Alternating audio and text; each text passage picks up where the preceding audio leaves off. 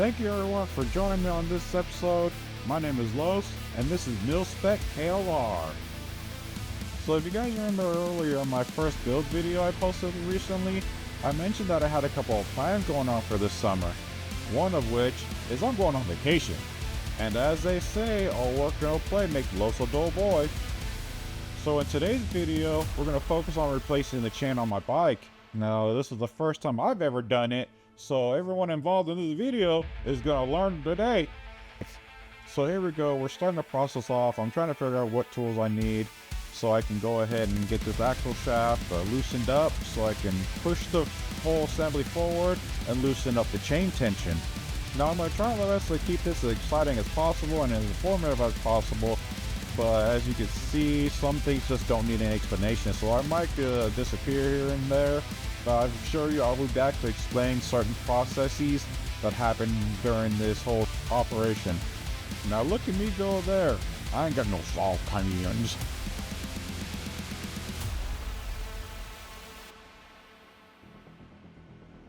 Alright, so I don't got really much going on at the moment.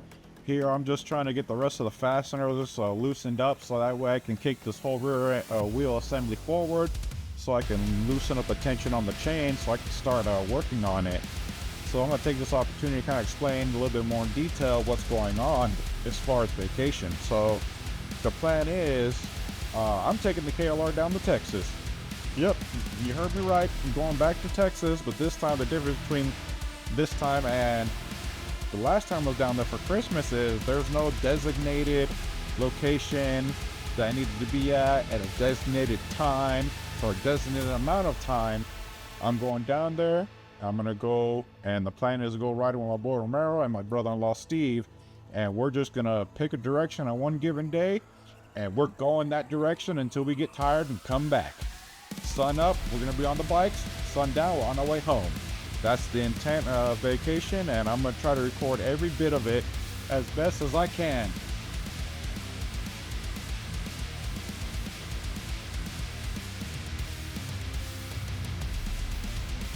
So you guys are watching me here. I'm walking around because I'm looking for something. What am I looking for? A silver Sharpie. I thought I had some silver Sharpies, but apparently I may have taken them all to work because I use them more at work than I do here. So I just went ahead and found me a regular standard black Sharpie, and what I'm doing now is I'm marking these guide plates on my swing arm. There's these plates that have a hole where the axle shaft slides through them, and then they mark the position of the axle in relation to guide marks that are stamped on the swing arm itself. Unfortunately, I forgot to kind of zoom in or get a close-up look at those so you guys can see what they look like, but that's pretty much what I'm doing now is I'm marking the position of where the axle is resting now, so that way I have a good reference point for when I go to tension the chain later on once we're done here.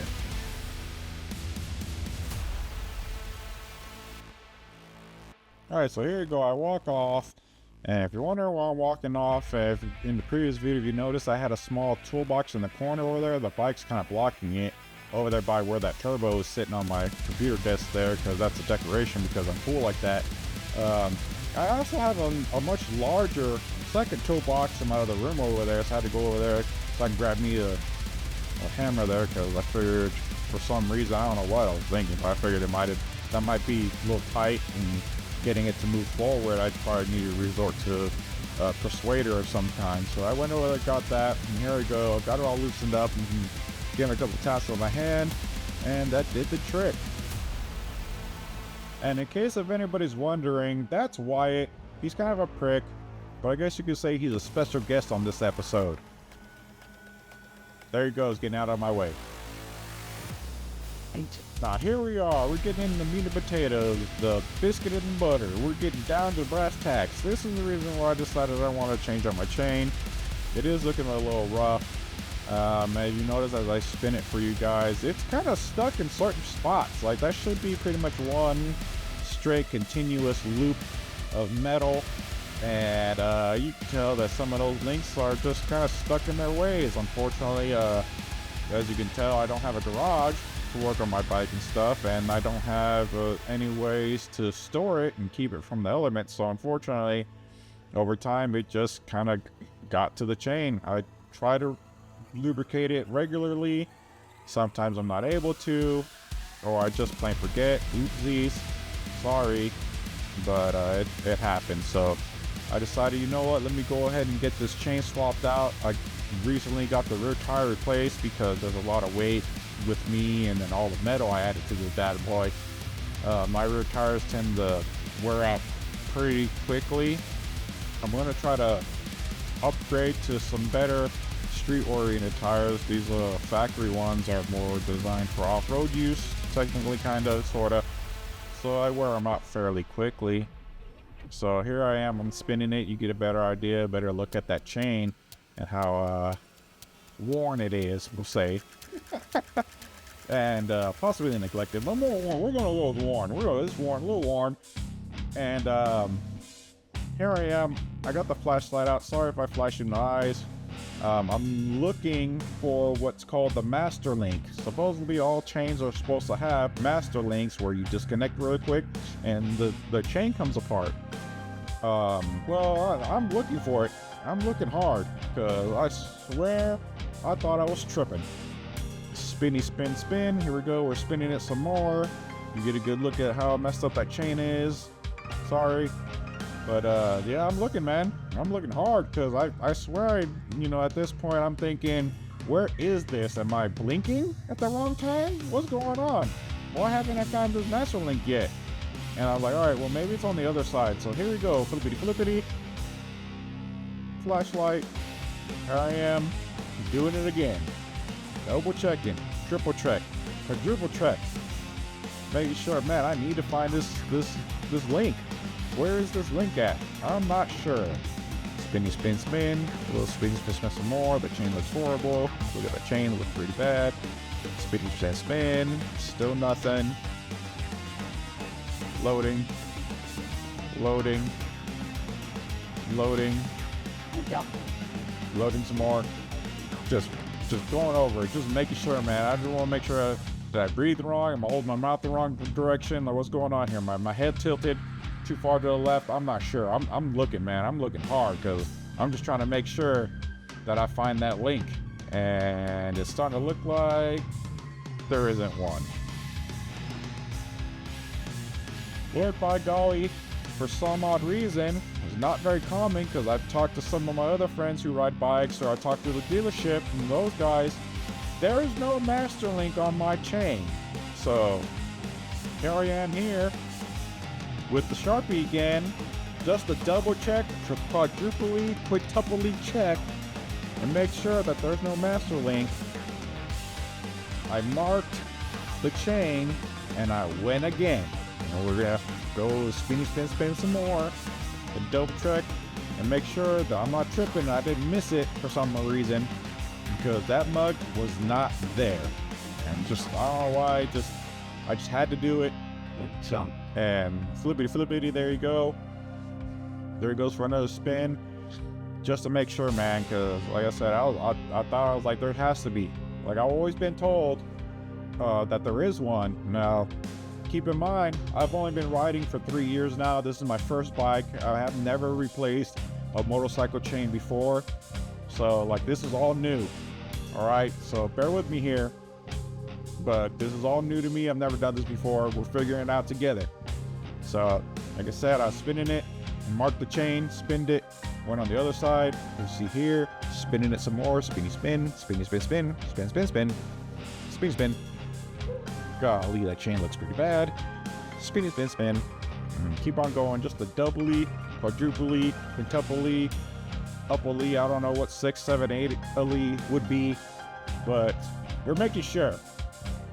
All right, well, we made sure, and now we gotta figure out what tools are necessary for the rest of this job.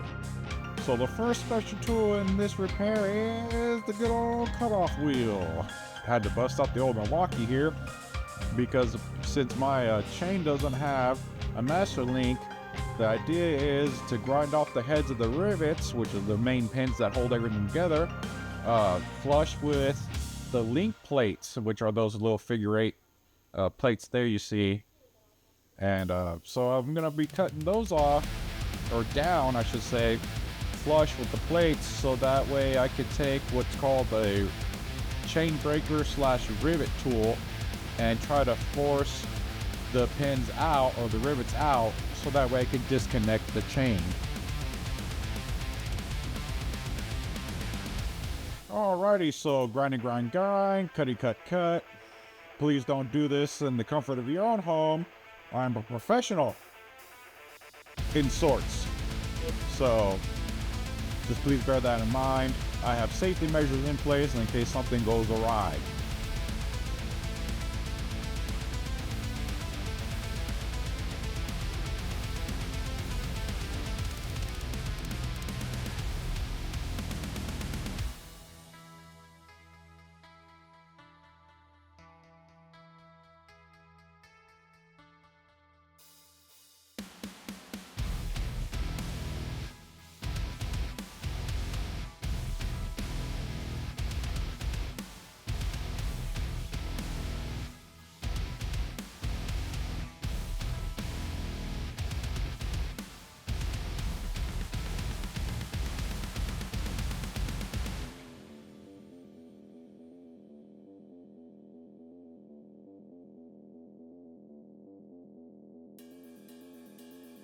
Yep. Alright, so I got those rivet pins ground down all the way to the link plate there. Actually, I kind of went a little overboard and cut the link, but there you go. Alright, good job. So here we go. Now we're going to bust out that chain tool kit that I mentioned earlier. Essentially, it's just a C-clamp with a bunch of little extra odds and ends there that are involved. There is two major parts to this tool. One of it is a cylinder that's threaded on the exterior of it and the interior of it, and then there's like a bolt that threads through the interior of said cylinder. You can see I was messing with it there for a second. The very end of it with the hole, that's the bolt I was mentioning. So how this is supposed to work is that inner cylinder is supposed to pretty much be sandwiched up against the chain link. You're supposed to apply pressure from the bottom of the C-clamp and then secure it with that outer threaded rod, and then the bolt is supposed to have a pin that it presses against using the threads on the inside of that cylinder to force it up against the rivet. Well, unfortunately for me, apparently this tool was made on a Friday afternoon right as the clock was about to strike, because apparently the threads on the inside of that cylinder were cut, but the tap, I don't know if the tap that was used was worn out or what, but the threads actually weren't cut in enough until almost halfway down the cylinder, and the pin is like 3/4 of the cylinder, so there was nothing for that bolt to grip onto to force that pin in there to push those rivets out. So here I am trying to like figuring out what the heck's going on here. Well, first go around, I ended up using the wrong pin because of reasons I can't tell you, but there it is, kind of bent up spaghetti.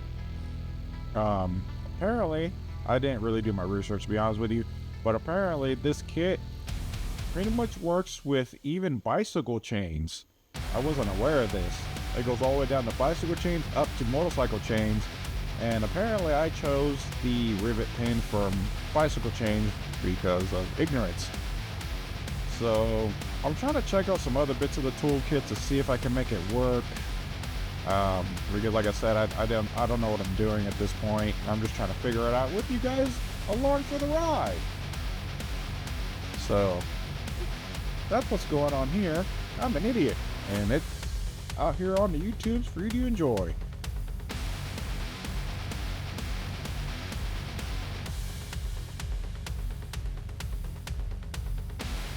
Alright, so here we go. I'm trying to figure this out. Like I said, this is the first time I'm doing it. I'm just doing it on the fly, because why not? Look, let's make it interesting. Let's make it fun. Let's figure this out together. So, here I am trying again, but this time I chose the proper size pin that I'm supposed to, you know, because instructions are a thing. And I'm trying again, but like I said earlier, I'm just having an issue with there's just not enough threads for that bolt to start engaging the pin to push the rivet out at the beginning of that cylinder, threaded cylinder. So I'm trying again, checking out the other little bits and pieces, trying to make it another attempt at getting these pushed out. But unfortunately, to no avail. I can't get it with the way the tool's set up. You can see there, bam, they're pretty much cut loose. And you can tell like the jerking of me turning that bolt, that's it slipping on threads because the cylinder is like tapered. That's the only other thing I can think of to better explain it, is that it's tapered. The hole in that cylinder is larger in diameter at the top, and then it tapers down to more narrow towards the bottom of the cylinder. And I can't use practically half of it. So here we go. I'm trying to, I kind of did chew up the threads a little bit doing that. I'm trying to fight it back in there at the moment. And I'm trying to keep trying, you know, just trying to go there. I got the pin sticking out, if you can tell a little bit. I got the pin sticking out a little bit, and I try to sandwich, like that's how it's supposed to be. You're supposed to be able to sandwich the cylinder, the threaded cylinder, all the way up against the chain so it supports it and pretty much holds its center to the rivet. And then you take your little bar there with the bolt and you put the bolt in, and it's supposed to press it out. But like I said, there's no threads. The threads aren't good enough for that bolt to catch them. And as you can imagine, frustration is definitely starting to kick in.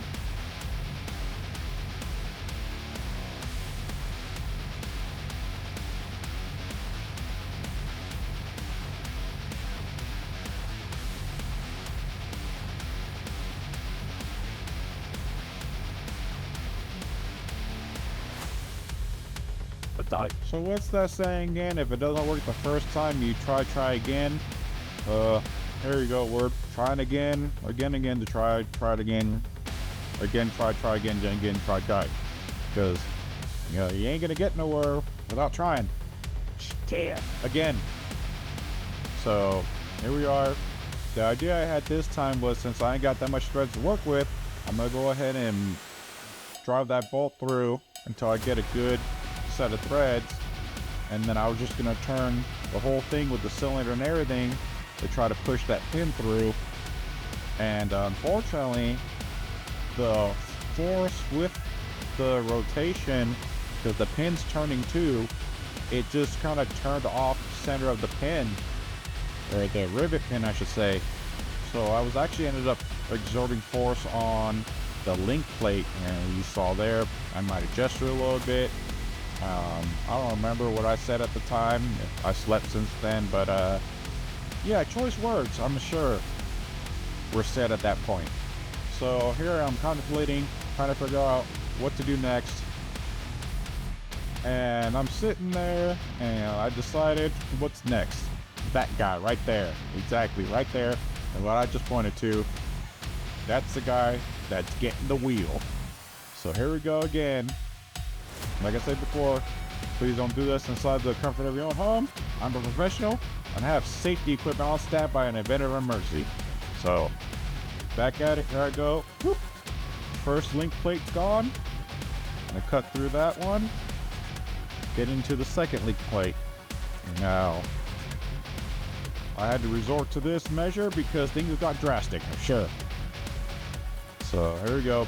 Still trying to cut through both of those plates. Almost there. Almost there. Oop. Double check. Alright. Oh, you need some more? And any moment now. Yahtzee!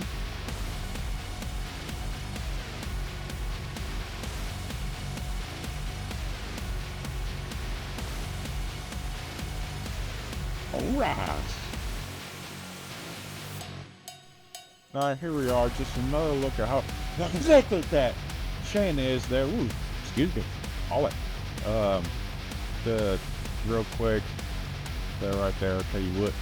And right now we're just kind of decided I was gonna go and kind of give it a little look-see, clean some of that old oil and grease off of there. You see, I lubricate it. I lubricate my chain every once in a while, you know, 10-hour work days and stuff like that. And sometimes you let it slip, you forget, you're tired. It's just starting to get hot outside. And I'm not a summer or spring person. I'm a winter person. You give me 50-degree weather, I'm out there. That's the favorite time of year for me. So all this stuff above 70 degrees is torture. So, but wow, you know, here we are, just kind of giving it a little rub down there, kind of looking at all the teeth, if you will. Just well, just in case measure. Just look at the condition. I only got 6,000 miles on the bike, anyways. It's pretty much my commuter. It's my economic mode of transportation to and from work. And by golly Jesus, it's pretty freaking economical when I pay $8 every week and a half. Oh, two and a half weeks. Every 2.5 weeks at $8, I'm paying to fill it up. Versus my pickup truck, which I have to pay $80 a week for. You best believe I'm riding my bike.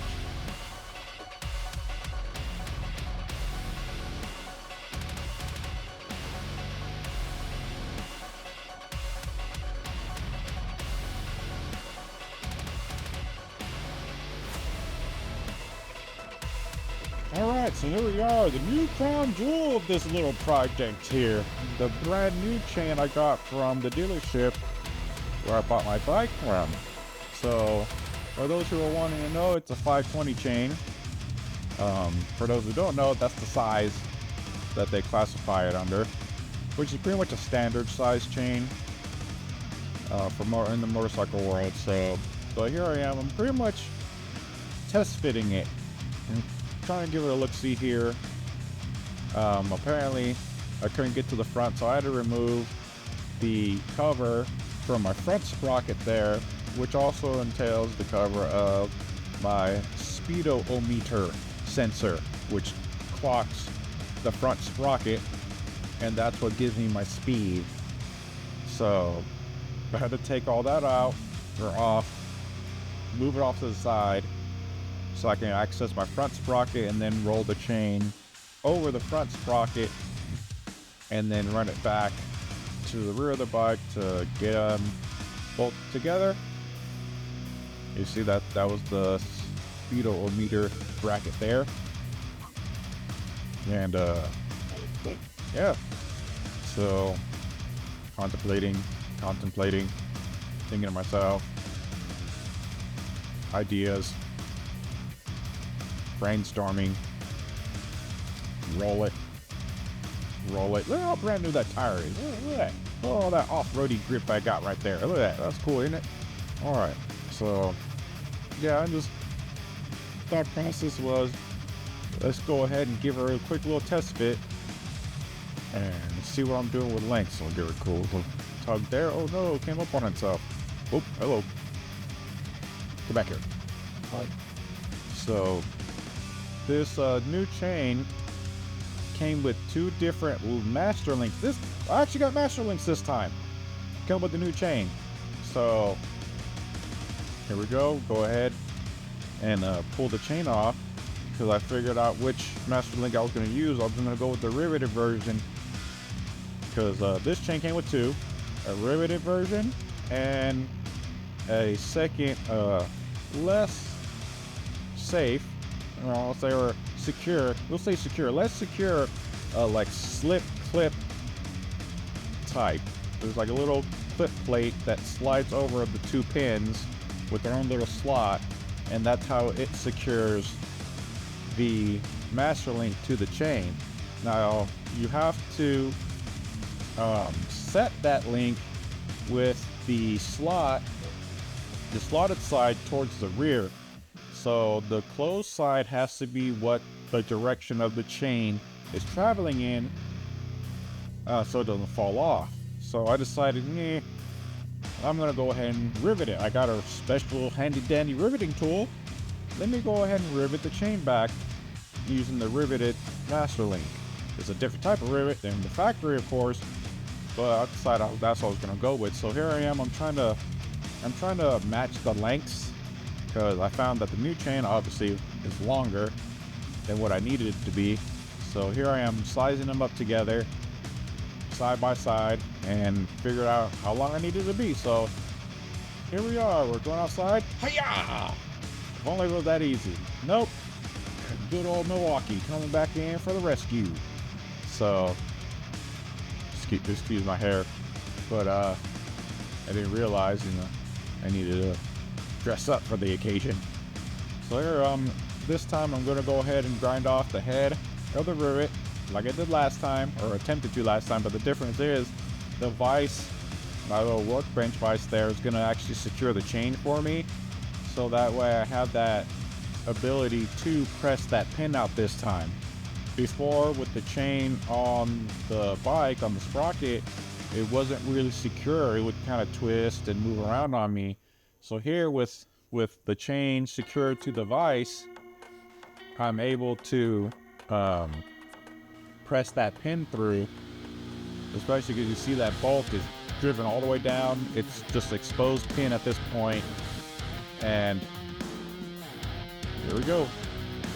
Go ahead and give it the gumption.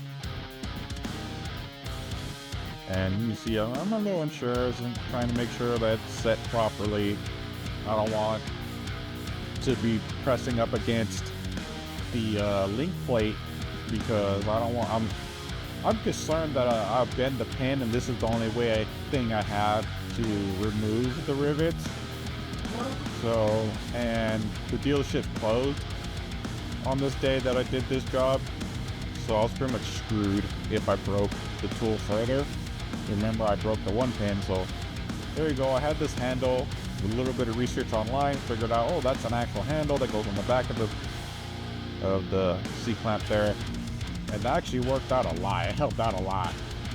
So there you go, giving it a little bit more of the gumption, back off, reset, because like I said before, the same problem I had before was that the pin's rotation was causing it to walk from its position, so I had to back it off, and there we go. We're going to go for another attempt here, attempt number 2.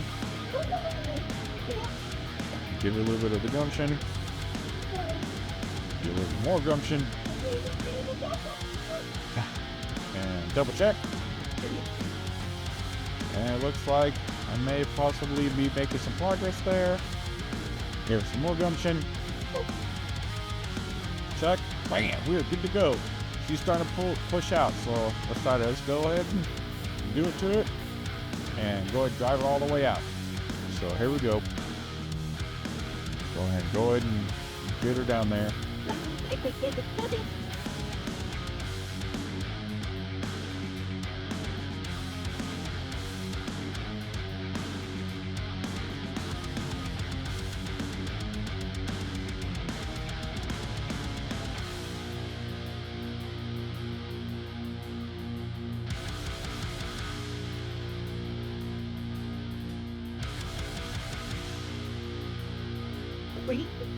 Success! So here we are, we're driving that pin all the way out, and here in a moment, this is gonna pop. Wow! Alright, there we go, we're good to go. It's out. Now I can take that little excess amount of chain off, and we were right as rain. So just to give you guys a closer look up, there's the pin, the original rivet, and try to get you up there. Bam! So that's what it looks like.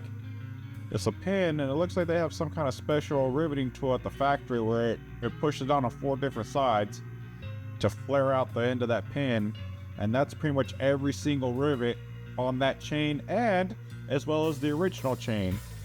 So here we are, we're back inside, and we're gonna go ahead and run this chain back over the sprocket, and use the retard to help with that, because all that weight there, those chains actually have some weight to them. Oh, and we're gonna go ahead and feed it through.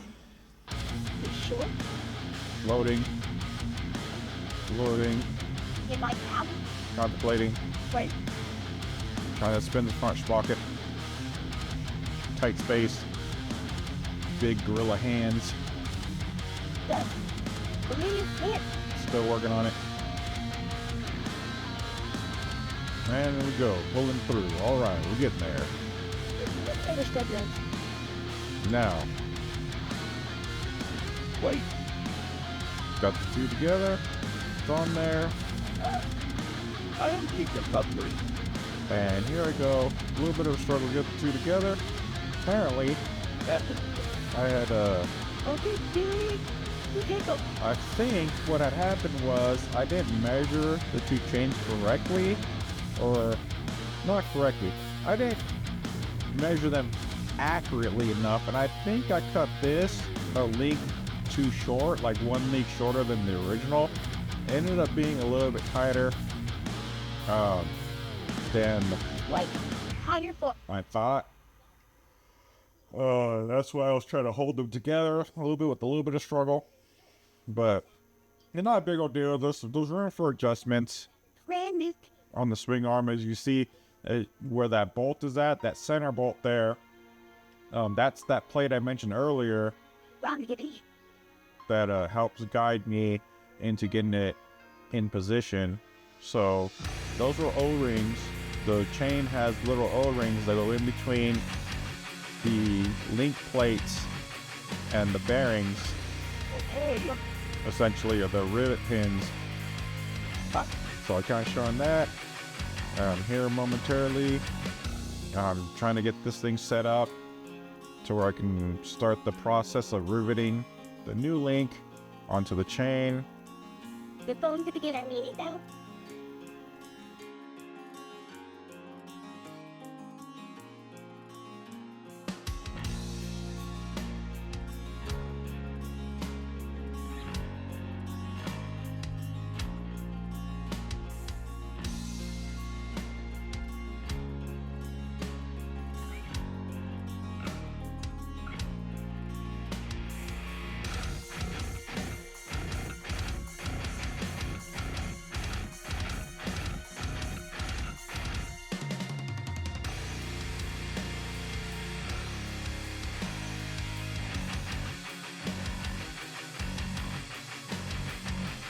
Alright, so now we're getting to the part where I'm going to start to reassemble the chain, the new one, and decided to deal with the riveting master link, and that's a little bit of a process to get that done. I plan on going off-road on some trails and stuff like that, so I decided to go with the more secure way of connecting the chain together, which is the rivet. So the C-clamp, or the chain clamp tool, has two different plates. One plate has a slot through it, which is what supports the backing plate for the chain. I don't know what the proper nomenclature is for any of this stuff. I'm just giving it names that make sense to me. So you have a backing plate with the two rivets that are already pressed in from the factory, and then you have a face plate or a front plate. There's a little bit of the chain lube I use. Works pretty well. It does what it's supposed to do. It's nothing fancy or anything like that, but it does a pretty good job when you remember to do it. That's hot though. Shots fired! Anyways, Be a poke.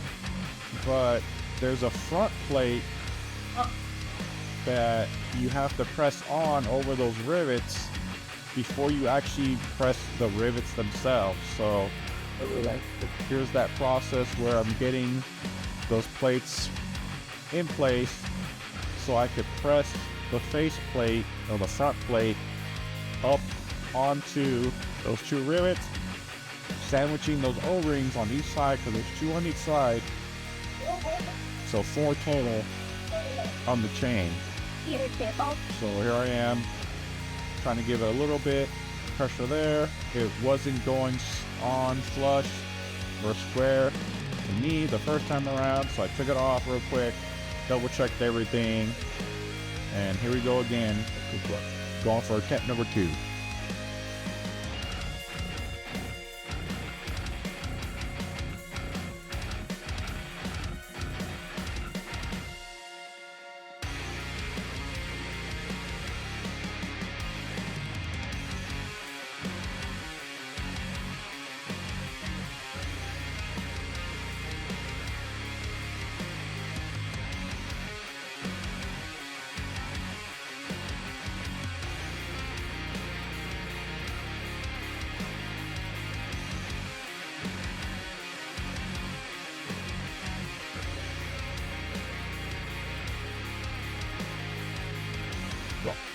So like I said before, this is the first time I'm ever doing this, and to me right now at this point in time, it doesn't seem like it's going back together properly.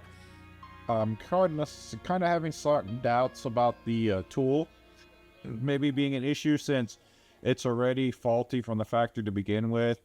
I'm thinking maybe possibly the whole tool is bad. I'm not sure. I actually pulled out a wrench this time.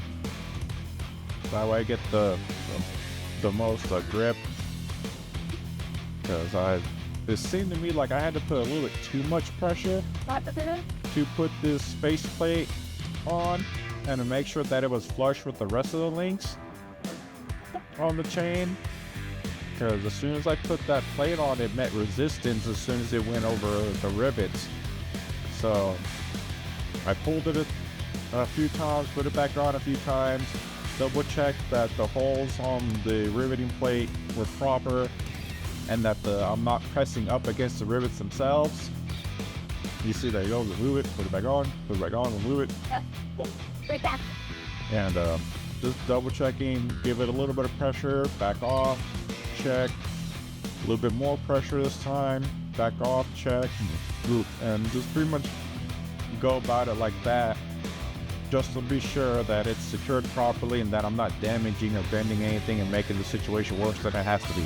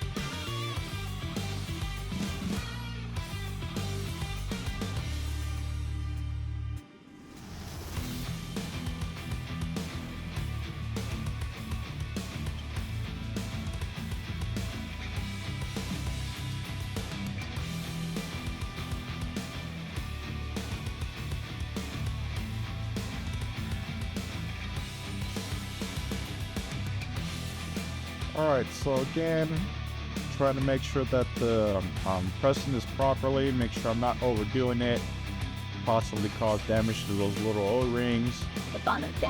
You know, trying to make sure everything goes on properly. Here I am, I moved the link up to the sprocket to have the sprocket kind of help support the chain while I make sure that I'm pressing it. And now that I've pressed it properly to my knowledge, now we're getting into the process of actually pressing the rivets in using the rivet pin, making it to where it spreads those rivets out because they're kind of hollow at the end. All you gotta do is spread them out a little bit, not much, just a little bit, and that's what's gonna lock that faceplate in. Well, if you guys remember from earlier, there's no threads for that bolt to apply pressure in that cylinder, so I have it all the way down and I'm trying to just use just the pin itself with no support on the chain or anything to try to press on those rivets so I can expand the heads of them. And the same thing here happening here is the same thing that happened outside when I was trying to break the new chain. It would walk. That rivet pin would walk. So you see me here, I'm trying to press, back it off. Gotta back it off. Double check. Because I'm not on there centered because I can't sandwich the anchor plate of the clamp with that cylinder. They're supposed to be able to tighten that on the chain, and that's what clamps it to the chain and centers it pretty much essentially.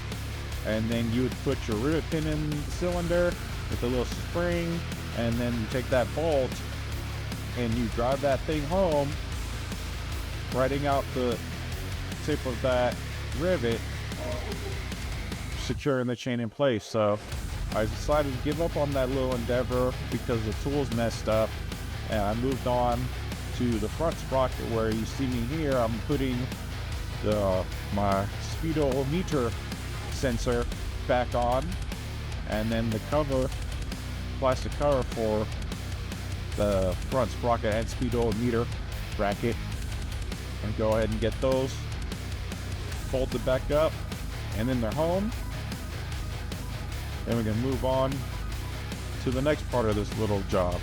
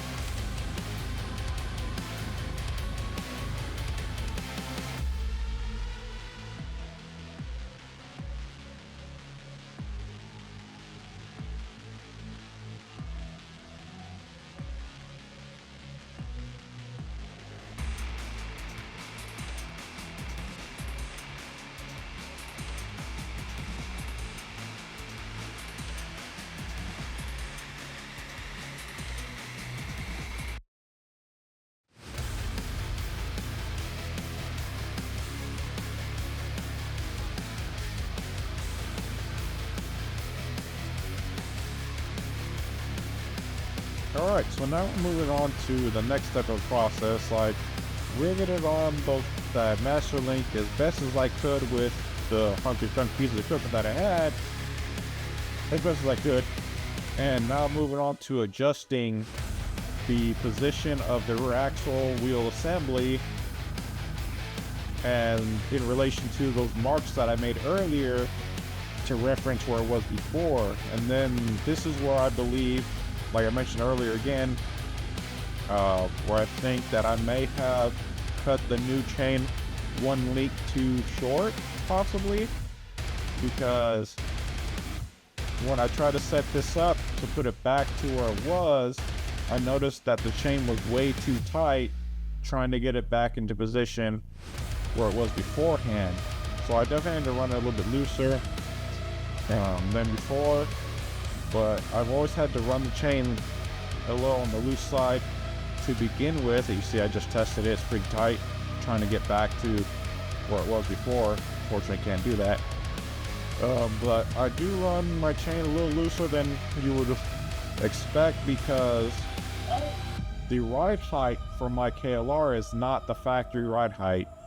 I'm a big dude, 6'3", and I added a lot of extra scaffolding and metal all over the bike, so the bike's pretty heavy, and a lot of that weight is on the rear tire. So instead of it squatting in the rear and me adjusting the spring rate of the rear shock, which it has 4 different levels, every time you change the level it raises the back of the bike, but it also makes the ride stiffer, which for long rides, a stiff suspension with how horrible the roads can be, it's super uncomfortable. After a while it gets uncomfortable because the seat's not really designed to travel cross country, but with the suspension stiff, it's very uncomfortable. So what I did is I modified my rear suspension there's these things called dog bones, what they call them, because from the fact they look like a little dog bone, it's a piece of steel, flat stock, with holes on each end, and the length of those plates determines the right height of the bike. So what I did is I took my old factory ones, took them off, measured them, then figured out how long they needed to be, or technically short, to get a couple extra inches in ride height. So I actually shortened mine.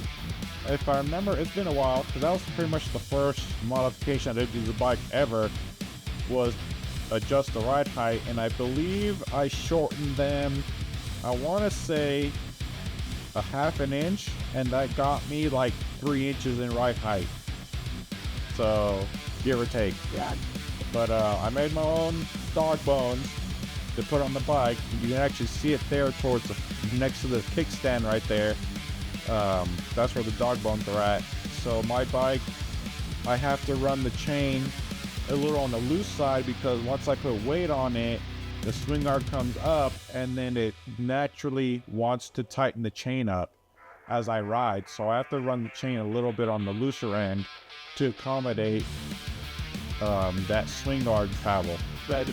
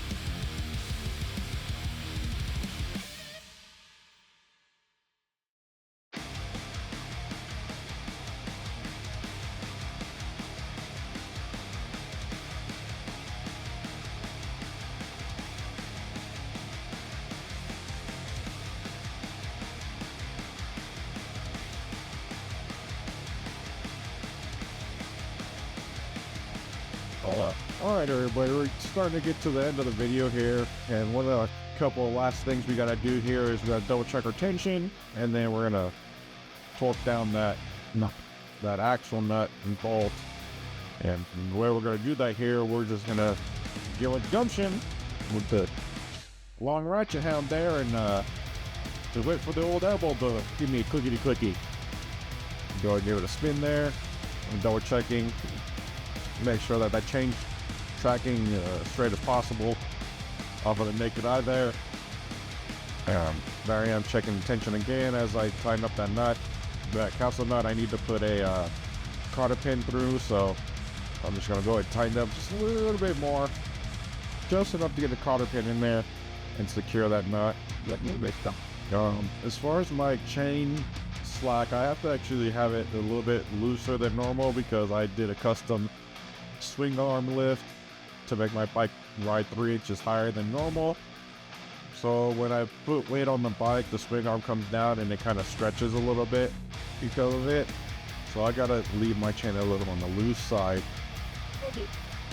So there's that. Give it another little spin real quick just in case. And I think it's good. We'll go from there. I'm on it. Yep. Alright, so I decided that I wanted to get a closer look at this toolkit here. This is the chain riveter and braking toolkit from Stockton. This is the one I got from Psycho Gear, because unfortunately the one from the dealership wasn't manufactured correctly. Ta-da! Anyways, So these kits actually are pretty useful with the fact that they're also can be used with bicycles. So these 2 pins here, those are for bicycle chains pretty much, or lighter duty motorcycles or scooters, I would imagine. Motorcycle chain, the riveter pin, and the retaining spring. There's the main clamp. You got your 2 handles, your rivet plates, and then your anchor plates there. So here are the main tools, just like any other normal press. It's pretty much a C-clamp, a miniature C-clamp. And like I was trying to explain before, that's you got the main threaded rod, and it threads on the inside and the outside. This little adapter piece is for bicycle chains, a little guide that got the pin push the rivets out of bicycle chains. And then I got the bolt, or what I would call the bolt. So I'm kind of just showing you that the main threaded rod is hollow, and it has threads internally and externally. So that way you got threads engaging the clamp itself, and then you have threads engaging the bolt. Here I am trying to take the bolt out, and if you notice, it's going to take a while because they designed this to have more threads than the Hexas brand. Like there was a 1/4 inch of threads on the Hexas brand bolt versus the Stockton that has 1 inch of threads. So it's definitely machined to be a stronger tool, in my opinion, which it actually did help out a lot when I decided to go back and rivet my Master Link. I decided to go back and double check and make sure that it was secure properly by getting this tool. And I went back into it, secured the clamp properly onto the chain, snugged it up with a wrench stuff, make sure it was properly secured. And then I gave that bolt the gumption and made sure that those rivets were actually pressed and riveted, expanded per se, to ensure that chain ain't gonna come off. So the making of this video, I've already probably put 100 miles on the bike so far, and I haven't seen an issue. I haven't seen any kind of like witness marks on the Master Link or anything like that. So it looks like I secured those rivets properly. So, but this is a very nifty toolkit. It can be used on a wide variety of chains. Like I said, this is also can be used for bicycle chains or lighter chains or scooters or whatnot that use a chain. This kit's pretty much like a little universal, not just specific to motorcycles. Yeah. So I kind of walked away for a second because I was trying to find that spare length of chain that I cut off the new one, so I could kind of explain a little in deeper detail, but I don't know what to do with it. I lost it, so I'm just kind of running around here looking for that. Well, I gave up in that search really quick, but oh well. Here we are, at the end of the video. I'm just double checking my tension there. I like where it's at. I think it's about perfect. Everything's been tightened down and ready to go. Well, that's it for today's episode, everybody. I greatly appreciate you joining me for this one. I hope you guys learned a little something from me. Mostly that I'm an idiot, but hey, that happens sometimes. All we can do is move on. So we'll move on to the next episode, which will be uploaded here shortly. So thank you very much. Please like, subscribe, and don't forget to hit that notification bell so you guys will be tuned into the next one. My name is Los, and this is Milspec KLR signing off.